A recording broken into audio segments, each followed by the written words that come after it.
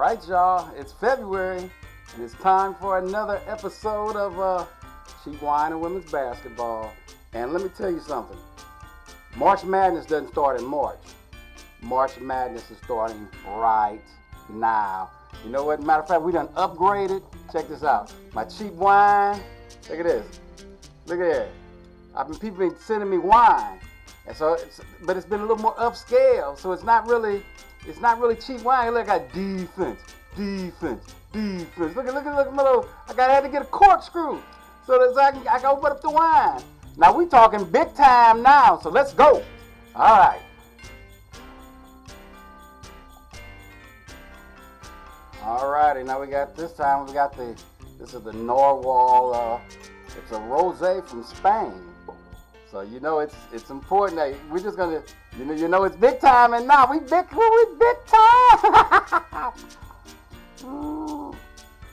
We're gonna go through some of the conferences because right now conference play is going, teams are selling through their spots. It's still messed up because COVID it's definitely impacted some teams because, you have a big game coming up and all of a sudden two of your best players can't play because they're in COVID protocol. We're going to go down the line with some of the conference. We'll start with the Atlantic Sun. The Atlantic Sun, that's the team with Florida Gulf Coast. And Kirsten Bell, the best player in the conference. She, like a couple weeks ago, said after season, I'm going to the WNBA. Congratulations, and she's a WNBA type player. She's a stud. She can well, she's not a stud, but she can really play. But it wasn't a couple days after that she goes down with a knee injury and may be out for the season. That's going to impact Florida Gulf Coast terribly, but they're still, hey, right now they're what's their record? I believe they're like 19-1. They still haven't lost, even though they've lost their best player. She's still there. They're still battling. They're still fighting. But they're going to be in a battle with the Liberty Flames. Florida Gulf Coast is 21-1. Liberty Flames are 21-2. Both of these teams should go to the tournament. But one of them is going to get the automatic bid. One's going to have to get in that large bid. And I really can see a possibility of them getting 3 teams in from the Atlantic Sun Conference if Jacksonville, who's 17-5, they're the wild card. Now, in the Atlantic Sun, their conference tournament isn't at a neutral site. So the higher team seed is the home team.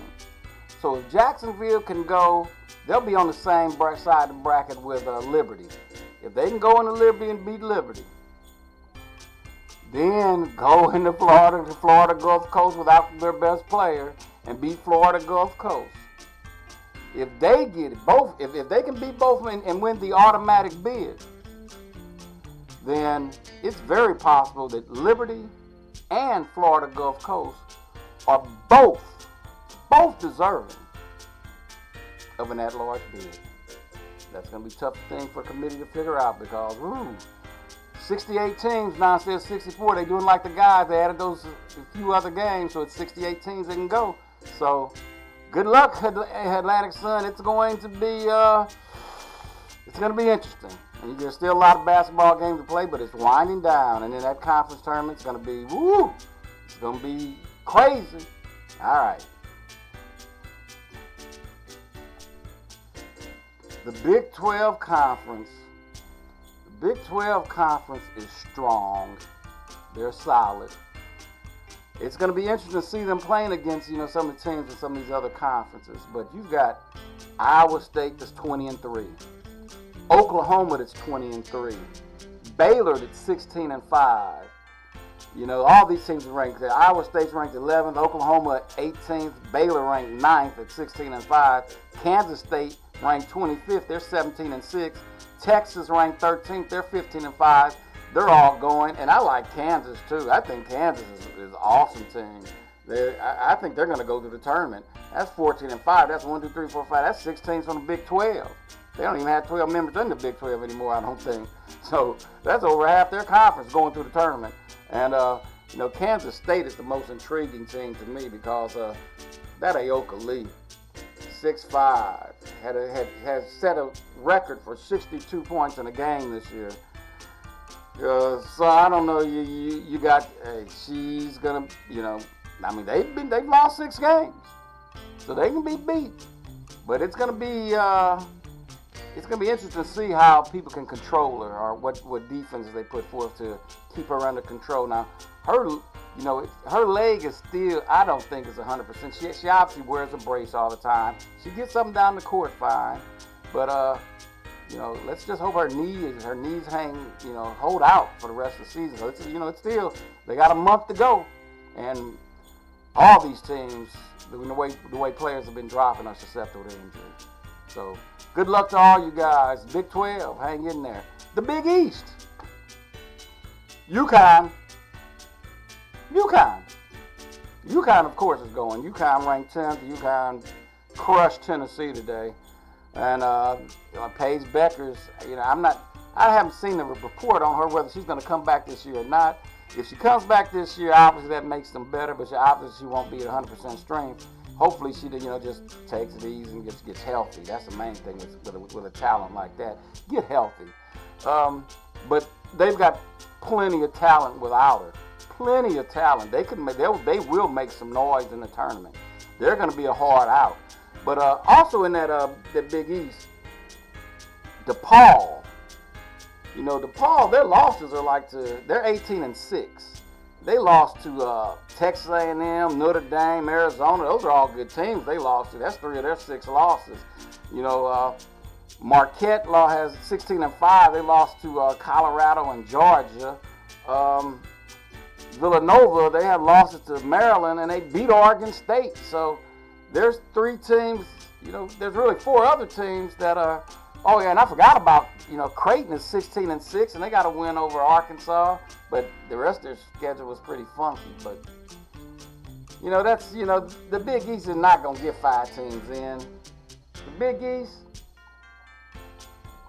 they'll be forcing to get 3 teams in. It's more than likely to be 2, but that's why these conference games are so important. DePaul and Marquette and Creighton and Villanova, they're just gonna have to duke it out and hope that see what their record is when the season is over, because it's gonna be a dogfight. Like I said, the tournament really starts now. So you get in this tournament, you got the most teams only have 5 or 6 games left before the conference tournament starts. You got to noogie up right now. We're gonna find out these next few weeks. All right, now the Big Ten Conference. The Big Ten is intriguing. And this Spanish wine is part of good. Big Ten is intriguing. I don't even know if this qualifies as cheap. I think this is kind of, hold on. Shoot, I might stop drinking beer like this. Anyway, Michigan is ranked 6th. They're 19-2. They're solid. I mean, they're rock solid. They've got some good players. They're physical. They're tough. Matter of fact, you can't be in the Big Ten without being physical. So their style of play, we take Michigan at 19-2, Indiana 16-3, Iowa 15-5, Maryland 17-6, Ohio State 16-4. All these teams are ranked in the top 25. All of them physical. I think I don't think any of these teams, I don't know what they're going to do with a team that really runs and guns and runs them up and down the court. Because they like to post up and get, noogie up and boom, boom, boom, back you down. And, everything's in the paint. It's just because they got some big girls. They got big girls and they're physical and they're tough but the guard play, what are they going to do with a team that, spread you out and just popping threes from everywhere? I don't know. That's why we play the games, though. We'll see if they can just keep muscling up and knock teams off you. But they're still, Michigan State's 12-9, Nebraska 17-5, Purdue 13-10.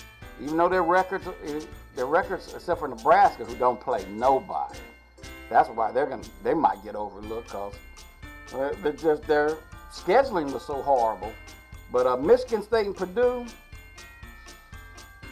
I consider them bubble teams, but they probably shouldn't get in. Probably 5 from the Big Ten, maybe 6 teams from the Big Ten. Make it 5 teams from the Big Ten. It's probably all that'll go, unless they turn it on. They got to turn it on, especially Nebraska. They got to beat somebody.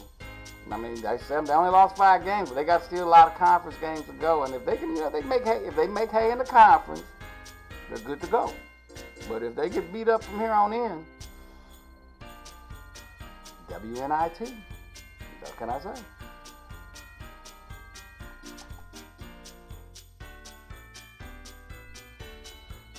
All right, now let's talk about the American East Conference. It's a darn mess. Early in one of my earlier episodes, I talked about Stony Brook, how they were being overlooked, and when I had my own little poll, I put them at 25. Because they're playing good basketball. Right now, they're 19-2. But here's the mess up, and it's ridiculous. Stony Brook announced that they're going to join the Colonial Conference for next year. So they're going to move out of the American East Conference that they're in now. In the American East bylaws, they say any team that says they're leaving the conference will not be allowed in the conference tournament. Is that some bull crap? So 19-2 Stony Brook won't be in the conference tournament. And with a league like the American East, they normally only get one team that'll be in the tournament. Now, unless the committee finds it in their heart to give Stony Brook an at-large bid, they will not make the trip to the tournament, even though they were there last year, even though they'll have the best record in their conference. Since they're not in the conference tournament and will not be the automatic qualifier, they're virtually at the mercy of the committee. Stony Brook, good luck to you guys, because that's horrible decision by the American East Conference. If you're in the conference now, you're part of the conference. Don't, just because they're leaving, don't be all mad. My girlfriend left me. I don't know what to do. So I'm gonna burn all her clothes and lock her out the. Come on now. Terrible decision. Get it straight. All right, now to the American Athletic Conference. 2 of my favorite teams, University of Central Florida and South Florida. These 2 squads, I don't care what nobody says, they're not mid-majors. They can play with anybody, anywhere, anytime, any place. Let's see, Central Florida, who's they? Their losses are the 14th ranked Iowa. They've lost to 15th ranked Tennessee. They've beaten Virginia, USC, and Arkansas, Power 5 conference schools. South Florida has beat Oregon. They beat Stanford. Their losses are like the 16th ranked Texas, the number 2 ranked UConn, and to, who else they lose to? They lost to Ole Miss, and Ole Miss in the SEC is a good, solid, awesome school, one of the best players in the country there, with Shakira Austin. Oh, boy. Hey. Both those teams are going. Whoever wins the conference tournament, get the automatic bid. The other one will get an at-large bid. If not, something's wrong. All right, now to the Atlantic 10 Conference. The Atlantic 10 Conference, that's of course where my Billikens go, and my Billikens, unfortunately, they're at the bottom of their conference. They would have to win the conference to go to the NCAA tournament. They're not going. They're not going to beat. Right now, Dayton's the best team in the conference. Dayton will probably go. There's other good teams. They got. Dayton is 18-3. Rhode Island is 17-3. Fordham 16-5. UMass 17-5. But Rhode Island, UMass, they have kind of weak schedules. But like the Flyers, Dayton Flyers, they beat Purdue. They beat Illinois. They beat Clemson. Their losses were to like Duke, Mississippi State, and Florida. And Florida, that's a whole nother stuff. That's in the SEC. We'll talk about them in future casts, but they're just clowning right now. Rhode Island 17-3, but it's got the weakest schedule. Got a really weak schedule, so they're not going to get much love from the committee. I know. Neither is UMass. They're not going to get a lot of. They're not going to get love from the committee. Fordham 16-5. They beat Michigan State. They lost to Baylor. They lost to Notre Dame. They lost to Arizona State. You know, strength of schedule means something. Even if you get beat, I mean, it would help if you win. But if you get beat, you put on your schedule, we're ready to play the big boys. We're ready to get in there and play the big guys. You get rewarded for that. Do not be surprised if the Atlantic 10 squeezes two teams. Hey, if someone besides Dayton wins the tournament, they'll get two teams in because Dayton is going. I guarantee.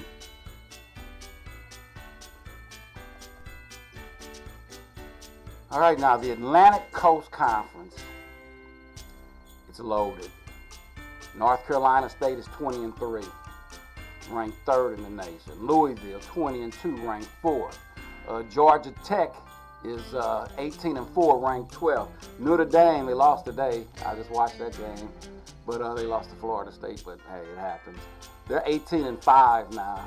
They were ranked 20th. They'll drop in the standings. North Carolina was ranked 24th. They're 18-4. Then you've got these bubble teams. Virginia Tech, I've been disappointed with them all year, but they're good enough to be in the tournament, but they're on the bubble. So is Boston College, Virginia Tech is 15-6, Boston College 15-7, Duke 14-7. Those three teams are on the bubble. I know they're in a power conference. I know their record is decent enough, but they haven't shown me nothing. They haven't shown enough to just say, okay, they're solidly in. They're on the bubble. We'll have to see how these conference tournaments work out to see if there's space for them. Like I said, there's 4 more spots. Maybe one of them will get in, but I can't see all three. Virginia Tech, Boston College, Duke. Hey, you might WNIT. That's what I think. All right, the Big Sky Conference. Look, y'all ain't gonna get one team in. So your tournament's March 7th through 9th in Boise, Idaho. Whoever wins it, welcome to the tournament. Because nobody's getting in that large bid there. You got Southern Utah 13-7, Montana State 14-8, Idaho State 14-8, Montana 13-6, and none of y'all have beat nobody. Winner of the tournament gets in. Same way with the Big South. Their tournament is in Charlotte, North Carolina, March the 1st through 6th. The Big South, Campbell is 16-5, and South Carolina Upstate is 16-5. Great record. They don't play nobody, so it's hard to tell how good these teams are. But only one of y'all going. So that Campbell, South Carolina Upstate game, winner gets in, loser, see ya.